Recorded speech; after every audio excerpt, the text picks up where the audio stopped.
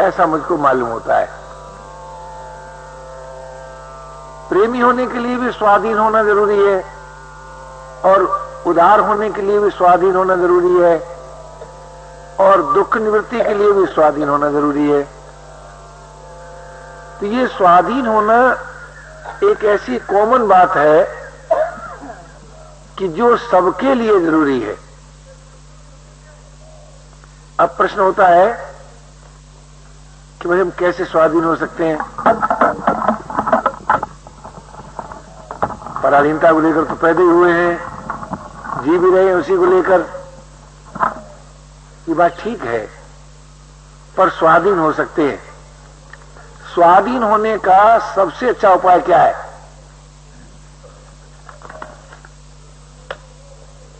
मुझे ऐसा लगता है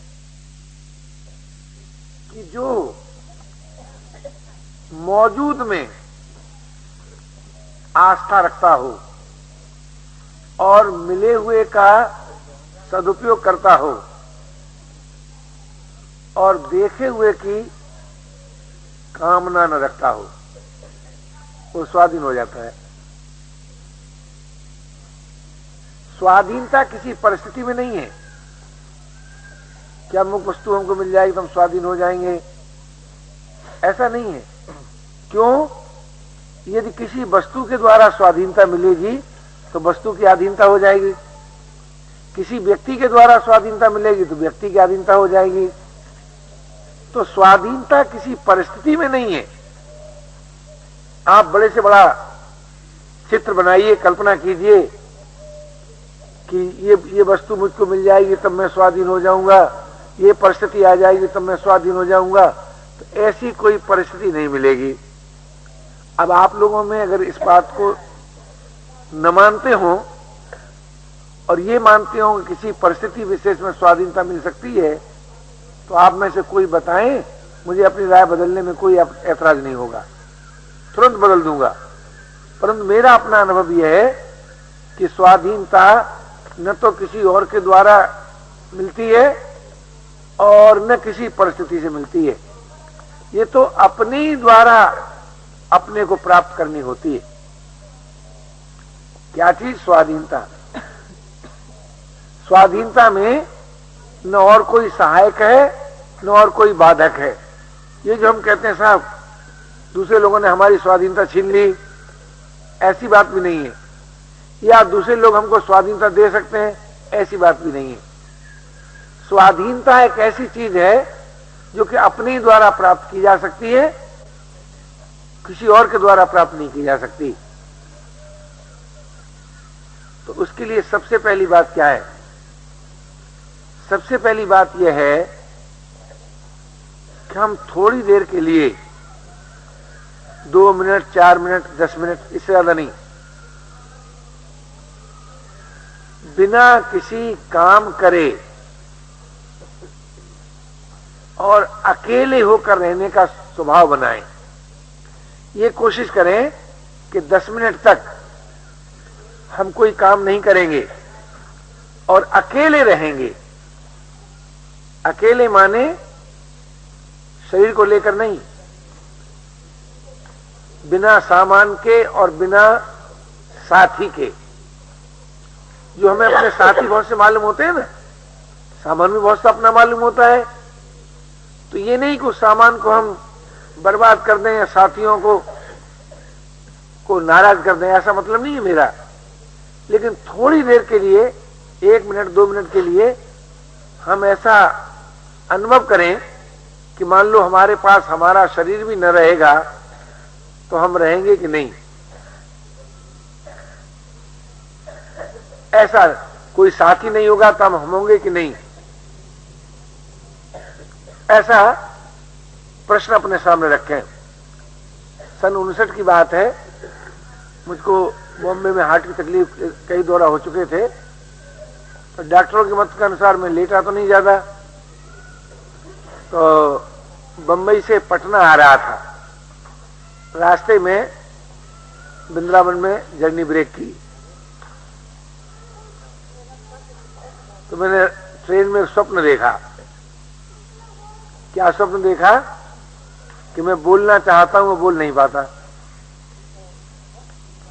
तो इशारा करना चाहता हूं हाथ उठा करके मैं बोला नहीं आता तो वो भी नहीं कर पाता, पैर से दूसरे आदमी को जगाना चाहता हूं वो भी नहीं, जो मैं चाहता हूं सो ही नहीं कर पाता। ऐसा मैंने स्वप्न देखा। तो स्वप्न में जब प्राणी दुखी होने जाता है ना तो एकदम आंख खुल जाती है, आंख खुल गई, अरे ये स्वप्न था। किंतु मैं सोचने लगा कि ये तो स्वप्न था, परंतु क्या एक दिन वो नहीं आएगा कि जब हम बोलना चाहेंगे नहीं बोल पाएंगे, सुनना चाहेंगे नहीं सुन पाएंगे, देखना चाहेंगे नहीं देख पाएंगे। एक दिन आएगा तो भाई। तो मैंने सोचा कि मुझे स्वप्न में इस दशा में तकलीफ क्यों हुई। वो इसलिए हुई ना कि मैं बोलना चाहता था, मुझे कोई और कोई तकलीफ तो थी नहीं, कहीं दर्द नहीं था, कोई पीड़ा नहीं थी, सिर्फ यही था कि जो मैं करना चाहता हूं सो नहीं कर सकता।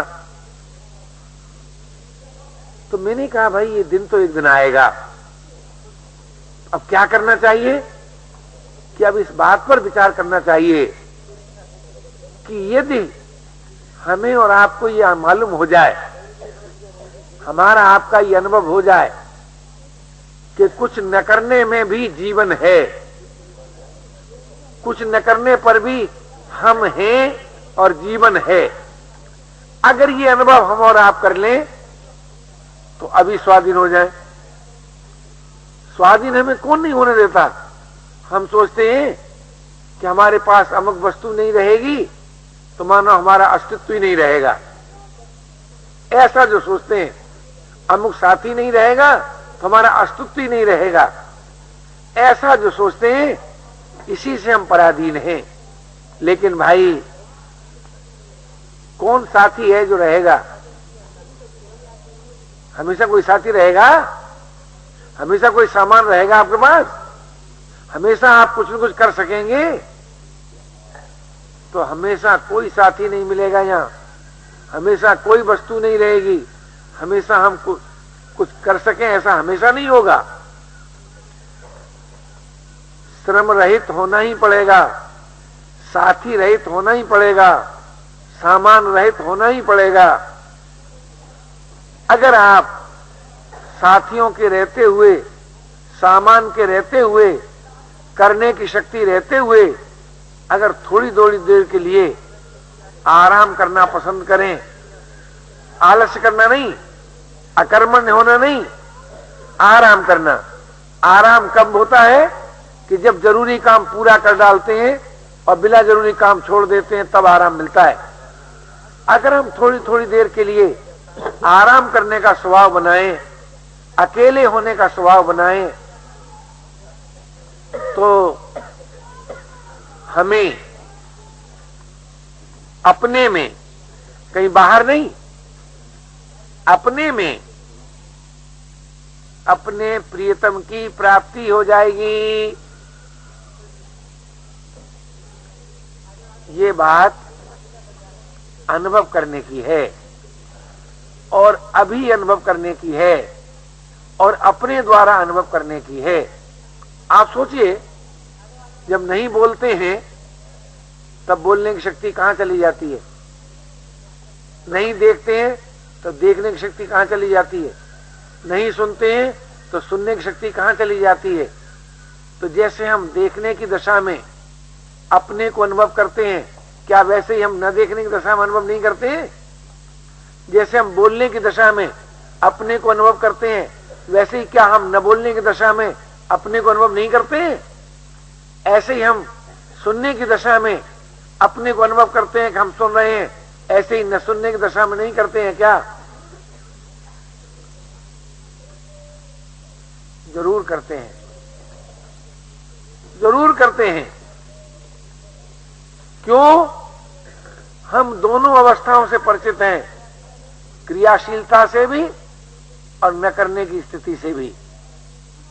करने न करने दोनों दशाओं में हम जरूर होते हैं। अब उस हम में क्या है, करने में क्या है, वो आप अनुभव कर चुके हैं।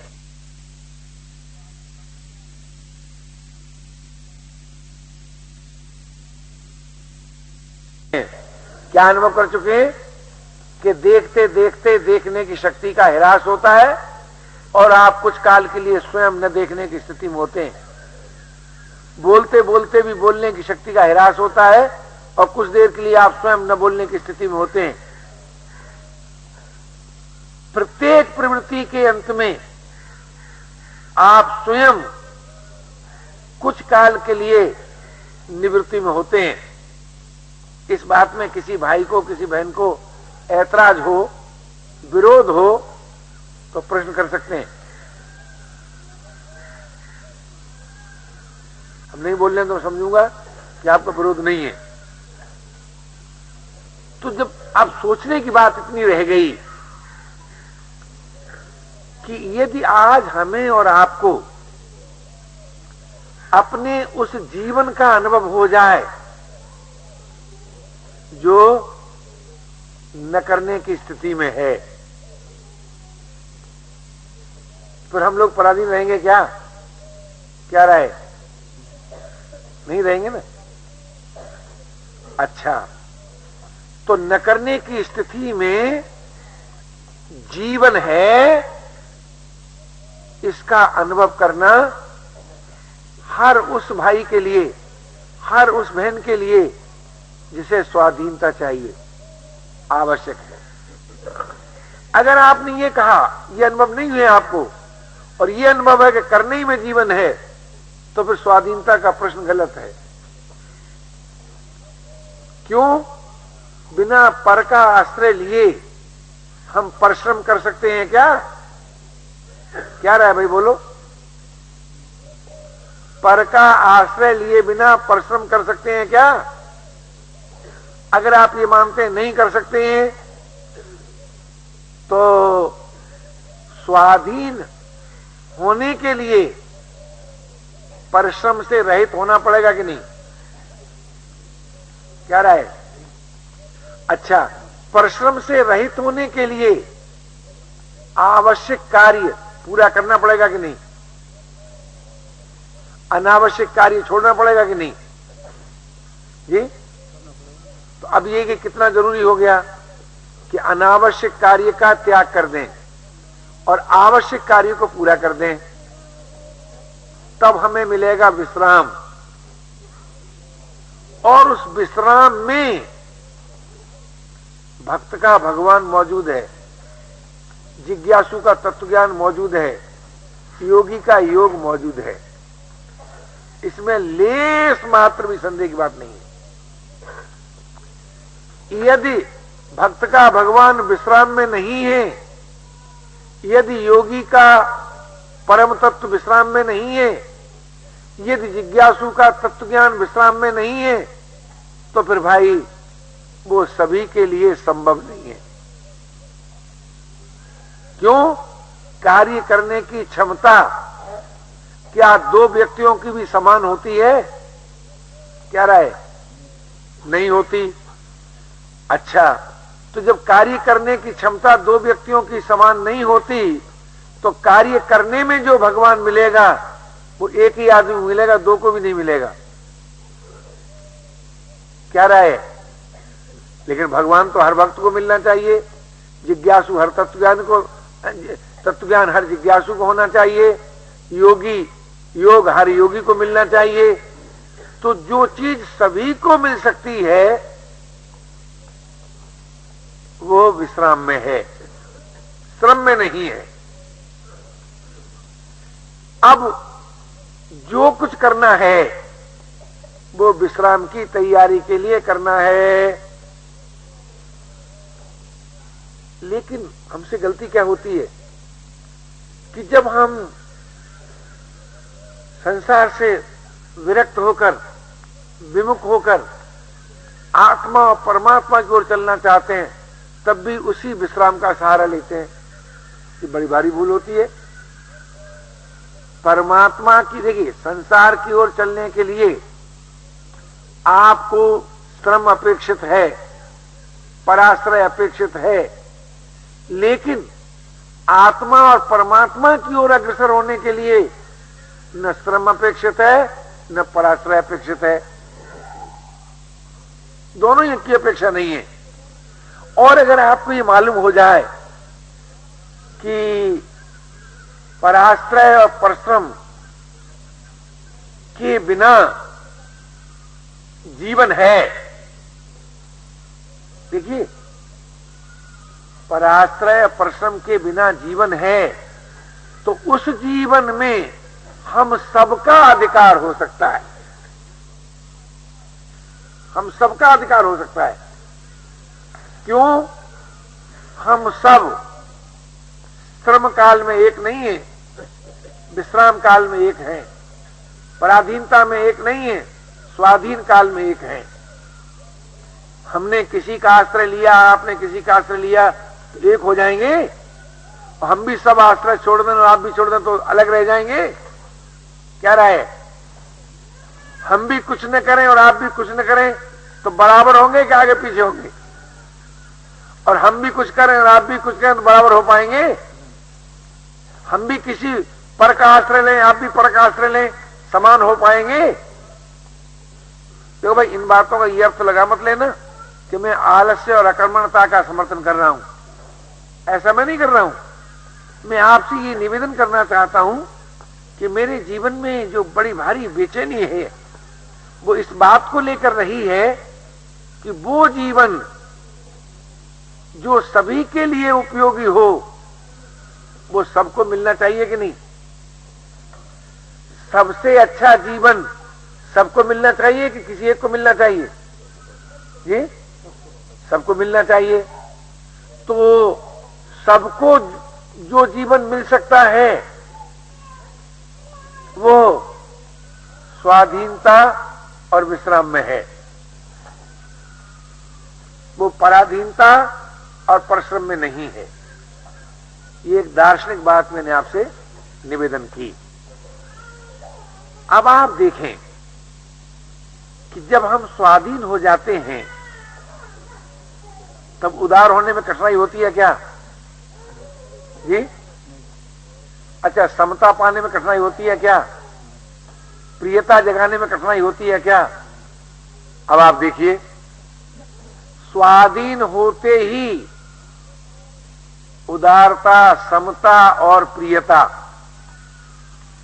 ये हर भाई को, हर बहन को मिल सकती है।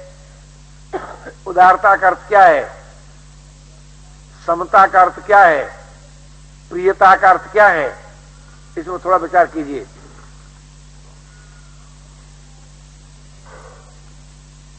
उदारता का अर्थ है कि जिसका जीवन करुणा और प्रसन्नता से भर जाए, भरा रहे, करुणा से भी और प्रसन्नता से भी। आप कहें कैसे? जब आपका परिवार का कोई आदमी, जैसे किसी पिता से पूछा जाए कि जब तुम्हारा लड़का बहुत योग्य सिद्ध हो जाता है तो प्रसन्नता होती है कि नहीं? जी, तो जिसे हम अपना मानते हैं उसको जब सुखी देखते हैं तो प्रसन्नता होती है कि नहीं होती? ऐसे ही जिसे हम अपना मानते हैं और उसे दुखी देखते हैं तो करुणा होती है कि नहीं? तो ये करुणा और प्रसन्नता स्वाभाविक चीज है कि कोई परिश्रम से प्राप्त की जाती है? लेकिन कब? जब सुखी को अपना माने तब, जब दुखी को अपना माने तब। और संसार में अगर हम आपसे पूछें कि भाई संसार में जो आप देख रहे हैं, सुखी और दुखी से भिन्न भी कुछ देख रहे हैं क्या? क्या राय है जी? या तो कहीं सुखी दिखाई देता है? देखो भाई, ज्ञान की बात मत करो, जीवन की अनुभूति को लेकर चलो। आप जब संसार की ओर देखते हैं तो या तो किसी को सुखी अनुभव करते हैं या किसी को दुखी अनुभव करते हैं। ये आपकी अपनी दृष्टि है, चाहे जिस दृष्टि से देखें। लेकिन या तो आपसे पूछे क्या है रहा है तो कहेंगे या तो सुखी है या दुखी है। यही ना कहेंगे। अच्छा, तो सुखी पर नजर जाती हो तब प्रसन्नता क्यों नहीं होती, और दुखी पर जब नजर पड़ती है तो करुणा क्यों नहीं होती? तब आप क्या कहेंगे? तब आप यही कहेंगे कि साहब क्या बताएं, उनको हम अपना नहीं मानते,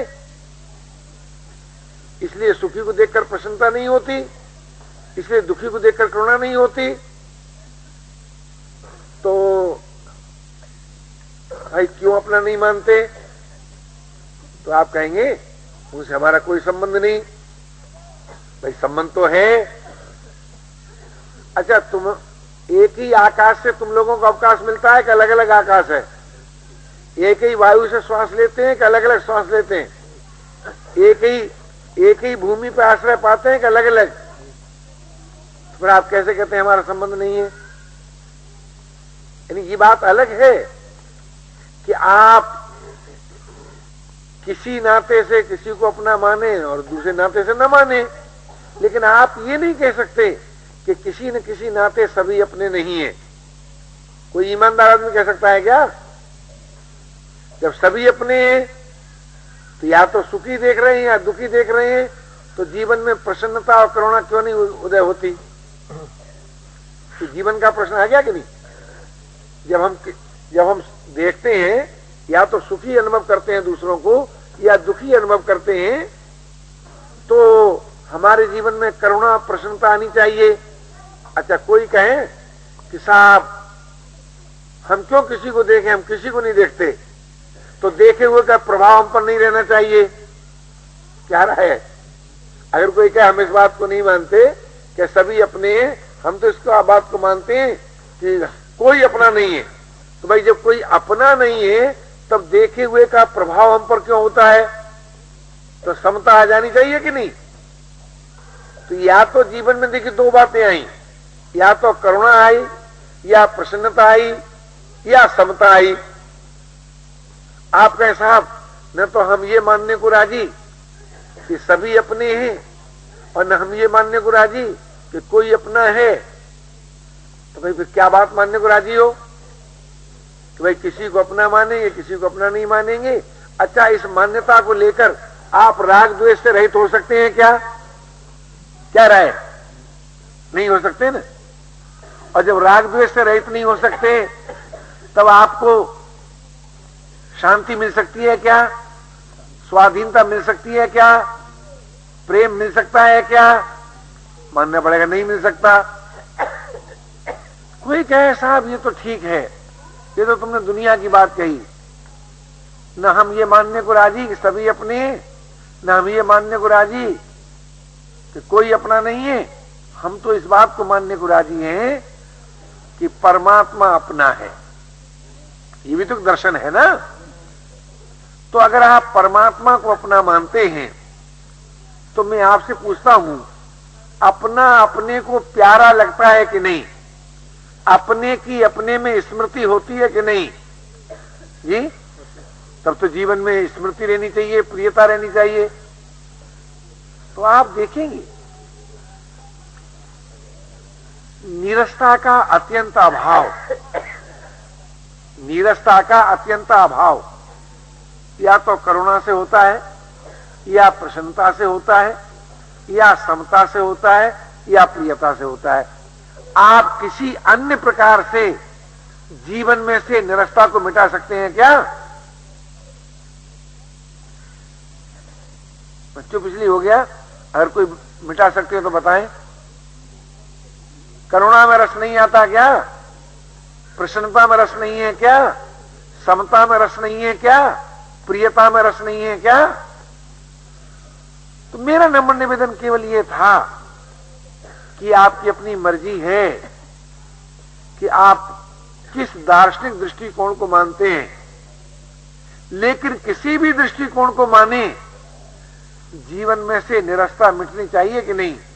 जीवन में रस की अभिव्यक्ति होनी चाहिए कि नहीं? तो अगर आप ये मानते हैं कि जीवन में से निरसता मिटनी चाहिए, जीवन में रस की अभिव्यक्ति होना चाहिए, तो भाई या तो उदारता को अपनाना पड़ेगा, या समता को प्राप्त करना पड़ेगा, या प्रियता को जगाना पड़ेगा। बिना उदारता, समता और प्रियता के जीवन में नित्य नव रस की अभिव्यक्ति नहीं हो सकती। आप देखेंगे जितने संसार के महापुरुष हुए वो करुणा से हुए। आप देख लीजिए, राजकुमार सिद्धार्थ को देख लीजिए, जैन आचार्यों को देख लीजिए, ईसा को देख लीजिए, मोहम्मद को देख लीजिए, चाहे वो सिद्धांत रूप से ईश्वरवादी हो, चाहे अनीश्वरवादी हो, चाहे भौतिकवादी हो और चाहे अध्यात्मवादी हो, लेकिन करुणा सबके जीवन में थी कि नहीं? जी थी ना? उदारता सबके जीवन में थी कि नहीं? समता सबके जीवन में थी कि नहीं? प्रियता सबके जीवन में थी कि नहीं? आप दुनिया के किसी बड़े आदमी की ऐसी बात बताइए कि जिसमें उदारता, समता, प्रियता न हो और दुनिया का बड़ा आदमी कहलाया हो। क्या राय है आपकी? कोई मिलेगा?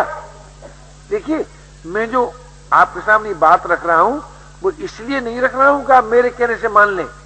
अगर आपको न जचे तो ना माने। अब प्रश्न ये रह गया कि भाई आप दुनिया के बड़े आदमियों में अपना नाम नहीं लिखाना चाहते क्या? अगर लिखाना चाहते हैं तो उदार होने में, समता पाने में, प्रियता जगाने में आप बिल्कुल पराधीन नहीं है। इस दृष्टि से मैंने आपसे निवेदन किया कि आप मानव होने के नाते इतने सुंदर हैं, इतने अच्छे हैं कि आपका जीवन उदारता से, समता से और प्रियता से परिपूर्ण हो सकता है। इसमें कोई संदेह की बात नहीं है। और ये अभी हो सकता है, ये कालांतर की बात नहीं है, ये कोई कर्म का फल नहीं है कि आज कर्म करेंगे कल फल बनेगा। ये उदारता, समता और प्रियता किसका फल है? ये सत्संग का फल है। अगर आप सत्य का संग करेंगे तो उदार हो सकते हैं अभी, समता पा सकते हैं अभी, प्रियता जागृत जगा सकते हैं अभी। आप कहें कैसे? विचार कीजिए। यदि किसी न किसी नाते हम सभी को अपना मान लें तो उदारता जीवन में आ जाएगी कि नहीं? यदि अध्यात्म दृष्टि से हम सभी से असंग हो जाएं तो समता जीवन में आ जाएगी कि नहीं? यदि हम आस्था, श्रद्धा, विश्वास पूर्वक प्रभु को अपना मान लें तो प्रियता जीवन में आ जाएगी कि नहीं? अब आप देखिए, एक भौतिकवाद दृष्टिकोण हो गया, एक अध्यात्मवाद दृष्टिकोण हो गया, एक आस्तिकवाद दृष्टिकोण हो गया। इन तीनों में से कोई न कोई दृष्टिकोण तो आपको मानना ही पड़ेगा। अगर आप कहेंगे नहीं साहब, हम न भौतिकवादी दृष्टिकोण मानेंगे, न हम अध्यात्मवादी दृष्टिकोण मानेंगे, न हम ईश्वरवादी दृष्टिकोण मानेंगे, तो कुछ न मानने पर क्या दशा होगी? ये भी बड़ी सुंदर बात। अगर आप कुछ नहीं मानेंगे तो बिना माने किसी का प्रभाव आप पर होता है क्या? क्या राय? जैसे कोई कहे हम जगत को भी नहीं मानेंगे, हम अपने को भी नहीं मानेंगे, हम परमात्मा को भी नहीं मानेंगे। बहुत खुशी की बात, जब आप जगत को नहीं मानेंगे तो जगत का प्रभाव आप पर रह जाएगा। क्या राय? तो सबके प्रभाव से रहित होने पर अपने आप निर्विकल्प स्थिति नहीं आ जाएगी, अचिंतता नहीं आ जाएगी, स्वाधीनता नहीं आ जाएगी। जी तो सत्य क्या निकला?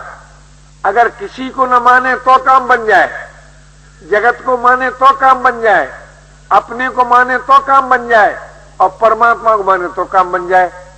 आप बताइए किस दृष्टि से आप कहते हैं कि हमको वो जीवन नहीं मिल सकता जो संसार के बड़े बड़े लोगों को मिला है? तो केवल एक ही बात हो सकती है कि आप कोई बात मानने न मानने के लिए राजी न हो, तब क्या उपाय है? तब तो मनुष्य संगी नहीं होती। मनुष्य संज्ञा तो तभी ना आरंभ होती है जब आप कुछ मान सकते हैं, कुछ नहीं मान सकते। या तो न मानने वाली बात माने या मानने वाली बात माने। आप कहें हम मानेंगे भी नहीं, हम नहीं मानेंगे भी नहीं, तब तो भाई कोई बात ही नहीं हुई। तो मेरा निवेदन केवल इतना ही था कि जो अपने को अत्यंत असमर्थ अनुभव करता है उसे भी वो जीवन मिल सकता है, और जो सामर्थ्यवान अनुभव करता है उसे भी वो जीवन मिल सकता है। बोले असमर्थ को कैसे मिलता है कि असमर्थ में कुछ न करने की स्थिति आ जाएगी, क्योंकि सामर्थ्य के बिना किसी कार्य की सिद्धि नहीं होती। और आप हो गए असमर्थ, सामर्थ्य रहित, तो न करने की स्थिति आपको आ जाएगी।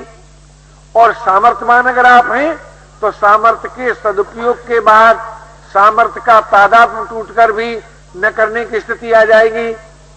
कैसा मंगलमय विधान है, कैसा अनुपम विधान है कि असमर्थ को भी जीवन मिल जाए और समर्थ को भी जीवन मिल जाए। लेकिन जो सामर्थ्य का दुरुपयोग करे और ऊपर से कहे असमर्थ और भीतर से करे सामर्थ्य का दुरुपयोग, उसको कहते हैं असत का संग।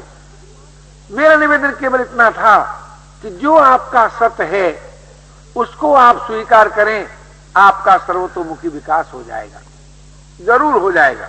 हम क्या बताएं आपको, हम अपने जीवन को सामने रख के नहीं सोचते। सचमुच हमने नहीं सोचा कि परमात्मा क्या है। नहीं, परमात्मा के मिलने में देर होती, न परमात्मा के मिलने में देर, न मुक्ति पाने में देर, न शांति पाने में देर। जितनी देर लगती है वो सुख सुविधा के भोगने में लगती है दोस्त, लगती है कि नहीं? यानी हम किसमें पराधीन हैं? जैसे हमारे पंडित जी ने गाया था ना, हम जो चाहते हैं सो होता नहीं, जो होता है सो भाता नहीं, जो भाता है सो रहता नहीं। इसमें हम ही पराधीन है, कौन पराधीन बताओ? अरे हम कहते हैं ब्रह्म के बाप ने जो चाहा सो नहीं हुआ, ब्रह्म की लुगाई ने जो चाहा सो नहीं हुआ है। सीता जी चाहती थी हिरण के चर्म मिल गया। महाराज दशरथ चाहते थे कि राम वन को न जाए, उनके मन की बात पूरी हो गई। अजी आज का महामानव गांधी जी चाहते थे हिंदुस्तान का विभाजन न हो, बात पूरी हो गई जी? नहीं हुई। तो सिद्धांत क्या निकला? जो चाहते सो होता नहीं, और जो होता है सो भाता नहीं, और जो भाता है सो रहता नहीं। तो हमने कहा भले आदमी भी चाह छोड़ क्यों नहीं देते? अचाह होने में जीवन है, अचाह होने में जीवन है। और अचाह होने के लिए आंख बंद करोगे कि कान बंद करोगे कि श्वास रोकोगे कि आसन साधोगे कि मुद्रा साधोगे, ये तो तुम्हारी मौज की बात है। तुम मान लो मुझे कुछ नहीं चाहिए, कुछ नहीं चाहिए, कोई रुपया खर्च होगा इसमें। लेकिन जब तुम अचाह हो जाओगे तब प्रभु के लिए प्रेमी और जगत के लिए उदार और अपने लिए दुख निवृत्ति, ये तीनों चीजें आपको मिल जाएंगी। कितनी महिमा है अचाह होने की, अचाह होने की कितनी महिमा है।